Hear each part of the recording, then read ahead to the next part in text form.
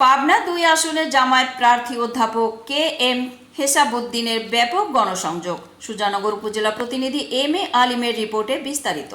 আসন্ন ত্রয়োদশ জাতীয় সংসদ নির্বাচন ঘিরে পাবনা ২ আসনের নির্বাচিত তৎপরতা শুরু হয়েছে।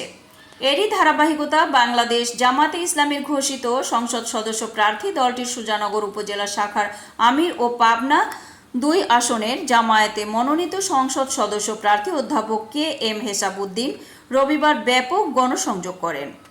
গণসংযোগকালে তার সঙ্গে উপস্থিত ছিলেন উপজেলা জামায়াতের নায়েবে আমির অধ্যাপক ফারুকী আজম ও সেক্রেটারি টুটুল হুসাইন বিশ্বাস সহ বিভিন্ন স্তরের নেতাকর্মীরা। গণসংযোগকালে বিভিন্ন হাটবাজার, দোকান ও পাড়া মহল্লায় সাধারণ মানুষের সঙ্গে কুশল বিনিময় করে তাদের দুঃখ দুর্দশার কথা শোনেন জামায়াত প্রার্থী অধ্যাপক হেসাবুদ্দিন। এ সময় তিনি বলেন, মানুষের অধিকার রক্ষায় ইসলামী রাজনীতির বিকল্প নেই।